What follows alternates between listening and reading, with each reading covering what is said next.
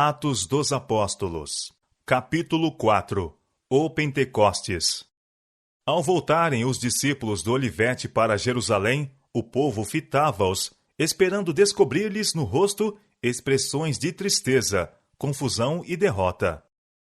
Mas viram alegria e triunfo. Os discípulos não pranteavam desapontadas esperanças.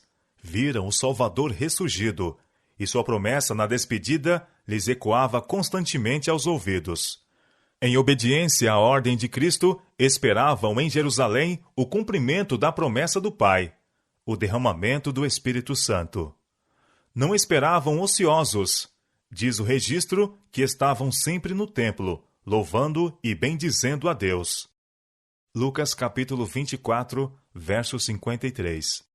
Reuniram-se também para, em nome de Jesus, apresentar seus pedidos ao Pai. Sabiam que tinham um representante no céu, um advogado junto ao trono de Deus. Em solene reverência, ajoelharam-se em oração, repetindo a promessa: tudo quanto pedirdes a meu Pai em meu nome, ele vô-lo há de dar. Até agora nada pedistes em meu nome. Pedi e recebereis, para que o vosso gozo se cumpra. João capítulo 16, verso 23 e 24. Mais e mais alto, eles estenderam a mão da fé, com um poderoso argumento: é Cristo quem morreu, ou antes quem ressuscitou dentre os mortos, o qual está à direita de Deus, e também intercede por nós. Romanos capítulo 8, verso 34. Ao esperarem os discípulos pelo cumprimento da promessa, humilharam o coração em verdadeiro arrependimento e confessaram sua incredulidade. Ao trazerem à lembrança as palavras que Cristo lhes havia dito antes da morte, entenderam mais amplamente seu significado. Verdades que lhes tinham escapado à lembrança lhes voltavam à mente, e eles as repetiam uns aos outros. Reprovavam-se por não haverem compreendido o Salvador. Como numa sequência, cena após cena de sua maravilhosa vida passou perante eles. Meditando sobre sua vida pura, santa, sentiram que nenhum trabalho seria árduo demais, nenhum sacrifício demasiado grande, contanto que pudessem testemunhar na própria vida da amabilidade do caráter de Cristo. Oh, se pudessem viver de novo os passados 3 anos, pensavam, quão diferente agiriam? Se pudessem somente ver o Mestre outra vez, com que ardor procurariam mostrar quão profundamente o amavam e quanto se haviam entristecido por terem-no ferido com uma palavra ou um ato de incredulidade? Mas estavam confortados com o pensamento de que haviam sido perdoados e determinaram que, tanto quanto possível, expiariam sua incredulidade, confessando-o corajosamente perante o mundo. Os discípulos oraram com intenso fervor para serem habilitados a se aproximarem das pessoas e, em seu trato diário, falar palavras que levassem os pecadores a Cristo. Pondo de parte todas as divergências, todo o desejo de supremacia, uniram-se em íntima comunhão cristã. Aproximaram-se mais e mais de Deus, e fazendo isto, sentiram que era um privilégio poderem associar-se tão intimamente com Cristo. A tristeza lhes inundava o coração ao se lembrarem de quantas vezes o haviam mortificado por terem sido tardos de compreensão, falhos em entender as lições que, para seu bem, ele estivera buscando ensinar-lhes. Esses dias de preparo foram de profundo exame de coração. Os discípulos sentiram sua necessidade espiritual e suplicaram do Senhor a santa unção que os devia capacitar para a obra da salvação. Não suplicavam essas bênçãos apenas para si. Sentiam a responsabilidade que pesavam sobre eles. Compreendiam que o Evangelho devia ser proclamado ao mundo e clamavam pelo poder que Cristo prometera. Durante a era patriarcal, a influência do Espírito Santo tinha sido muitas vezes revelada de maneira muito notável, mas nunca em sua plenitude. Agora, em obediência à palavra do Salvador, os discípulos faziam suas súplicas por esse dom, e no céu, Cristo acrescentou sua intercessão. Ele reclamou o dom do Espírito Santo para que pudesse derramá-lo sobre seu povo. E cumprindo-se o dia de Pentecostes, estavam todos reunidos no mesmo lugar, e de repente veio do céu um som, como de um vento veemente e impetuoso, e encheu toda a casa em que estavam assentados. Atos capítulo 2, versos 1 e 2. O Espírito veio sobre os discípulos que, expectantes, oravam, com uma plenitude que alcançou cada coração. O Ser Infinito revelou-se em poder à sua igreja. Era como se por séculos essa influência estivesse sendo reprimida, e agora o céu se regozijasse em poder derramar sobre a igreja as riquezas da graça do Espírito. E sob a influência do Espírito, palavras de arrependimento e confissão misturavam-se com cânticos de louvor por pecados perdoados. Eram ouvidas palavras de gratidão e de profecia. Todo o céu se inclinou na contemplação da sabedoria do incomparável e incompreensível amor. Absortos em admiração, os apóstolos exclamaram: "Nisto consiste o amor." 1 João capítulo 4, verso 10. Eles se apossaram do dom que lhes era repartido. E o que se seguiu? A espada do Espírito, de novo afiada com poder e banhada nos relâmpagos do céu, abriu caminho através da incredulidade. Milhares se converteram num dia. Disse Cristo a seus discípulos: "Digo-vos a verdade, que vos convém que eu vá, porque se eu não for, o Consolador não virá a vós. Mas, se eu for, enviar-vo-lo-ei. Mas, quando vier aquele Espírito de verdade, ele vos guiará em toda a verdade, porque não falará de si mesmo, mas dirá tudo o que tiver ouvido, e vos anunciará o que há de vir." João capítulo 16, versos 7 e 13. A ascensão de Cristo ao céu foi para seus seguidores de que estavam para receber a bênção prometida. Por ela deviam esperar, antes de iniciarem a obra que lhes fora ordenada. Ao transpor as portas celestiais, foi Jesus entronizado em meio à adoração dos anjos. Tão logo foi esta cerimônia concluída, o Espírito Santo desceu em ricas torrentes sobre os discípulos. E Cristo foi de fato glorificado com aquela glória que tinha com o Pai desde toda a eternidade. O derramamento pentecostal foi uma comunicação do céu de que a confirmação do Redentor havia sido feita. De conformidade com sua promessa, Jesus enviou do céu o Espírito Santo sobre seus seguidores, em sinal de que ele, como sacerdote e rei, recebera todo o poder no céu e na terra, tornando-se ungido sobre seu povo. E foram vistas por eles línguas repartidas, como que de fogo, as quais pousaram sobre cada um deles, e todos foram cheios do Espírito Santo, e começaram a falar noutras línguas, conforme o Espírito Santo lhes concedia que falassem. Atos capítulo 2, versos 3 e 4. O Espírito Santo, assumindo a forma de línguas de fogo, repousou sobre a Assembleia.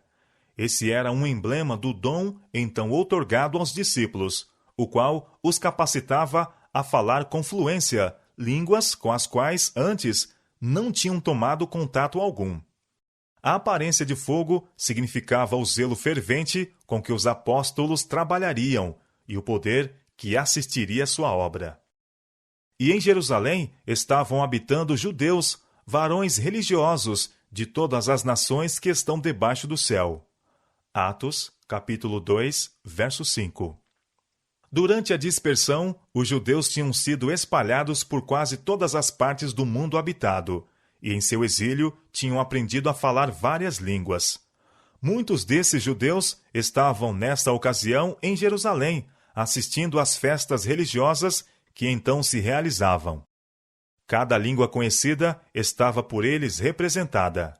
Essa diversidade de línguas teria sido um grande obstáculo à proclamação do Evangelho.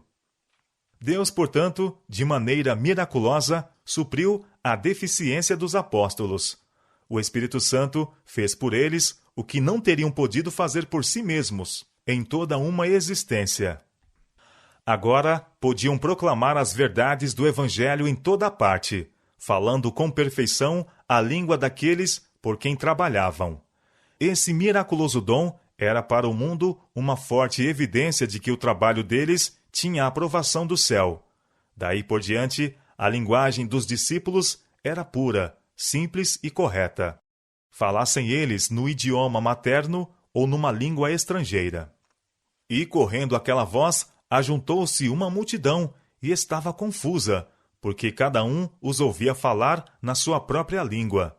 E todos pasmavam e se maravilhavam, dizendo uns aos outros: Pois que?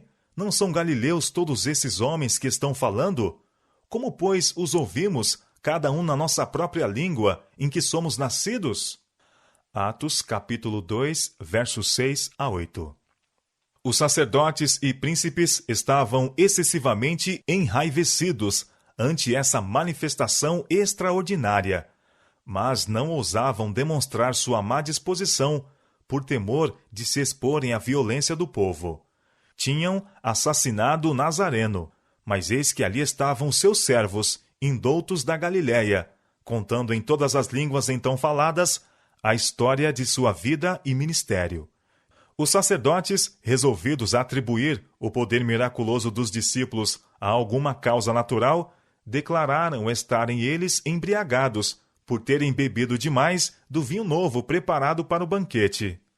Alguns dos mais ignorantes dentre o povo creram na acusação, mas os mais inteligentes sabiam que isso era falso.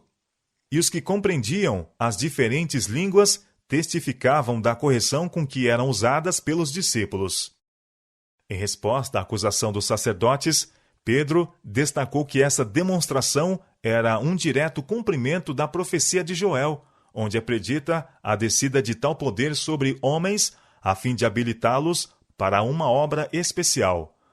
Varões judeus e todos os que habitais em Jerusalém, disse ele, seja-vos isto notório, e escutai as minhas palavras.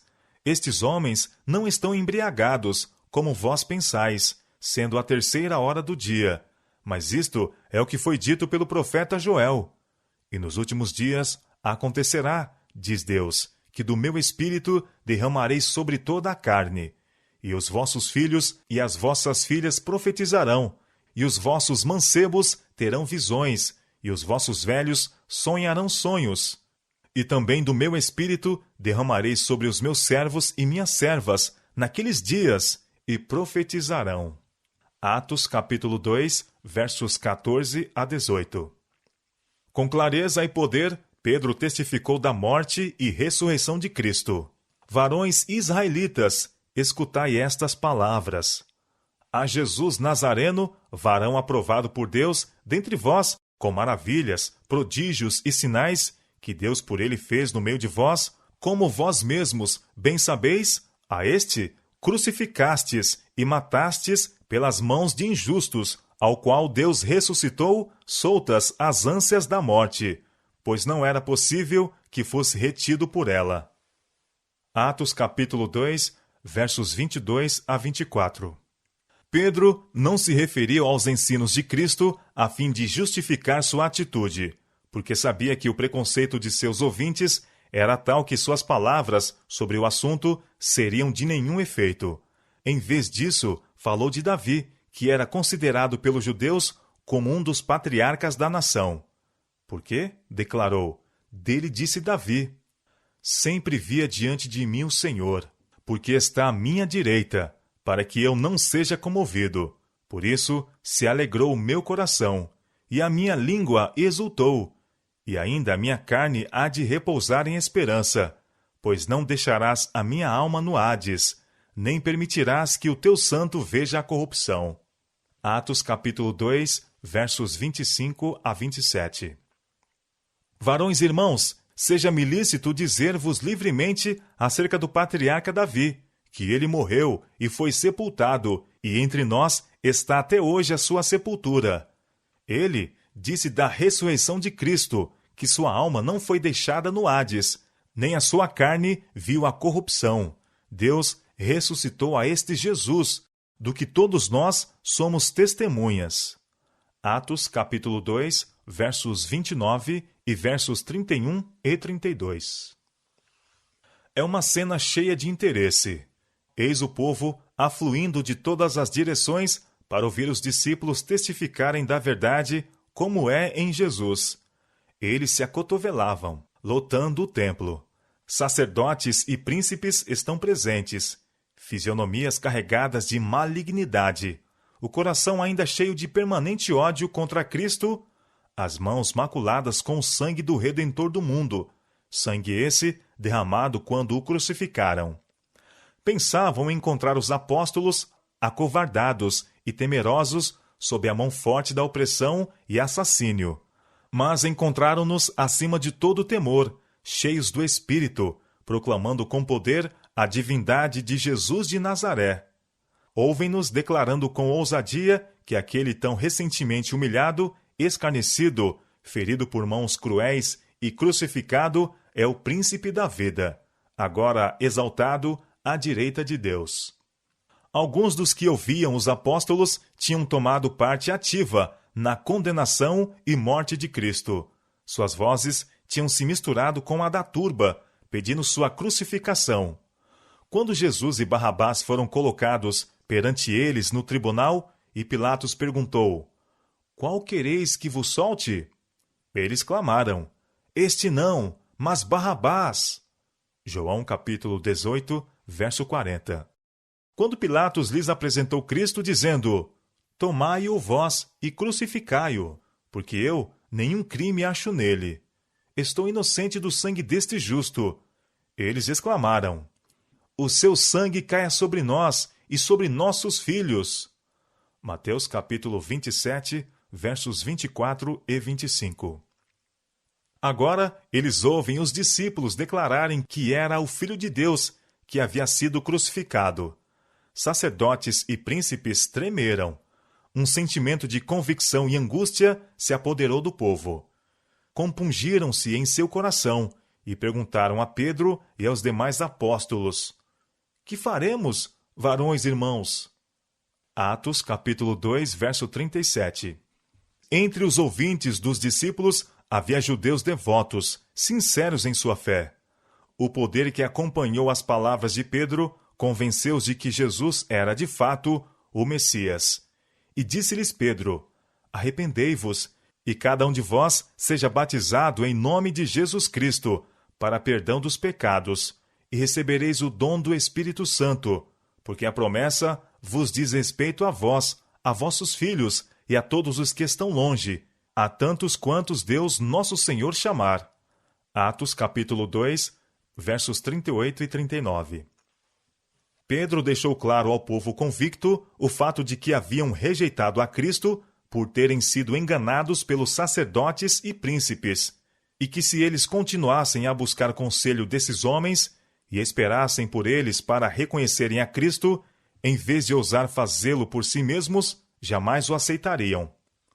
Estes homens poderosos, embora fazendo profissão de piedade, eram ambiciosos de riquezas e glórias terrestres. Não desejavam vir a Cristo para receber esclarecimento. Sob a influência desta celestial iluminação, as passagens da Escritura que Cristo tinha explanado aos discípulos apresentavam-se perante eles com o brilho da verdade perfeita. O véu que os impedia de ver o fim do que fora abolido estava agora removido, e eles compreendiam com perfeita clareza o objetivo da missão de Cristo e a natureza de seu reino. Puderam falar com poder a respeito do Salvador, e ao desdobrarem perante seus ouvintes o plano da salvação, muitos ficavam convictos e persuadidos. As tradições e superstições inculcadas pelos sacerdotes foram varridas de sua mente, e os ensinos do Salvador aceitos. De sorte que foram batizados os que de bom grado receberam a sua palavra. E naquele dia agregaram-se quase 3.000 almas. Atos capítulo 2, verso 41.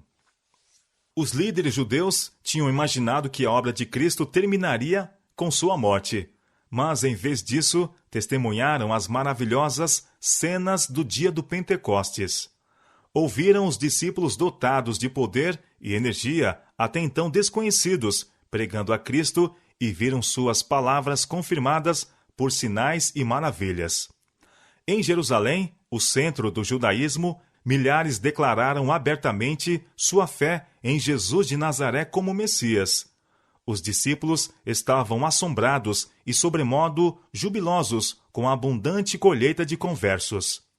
Eles não consideravam essa maravilhosa colheita como resultado de seus próprios esforços.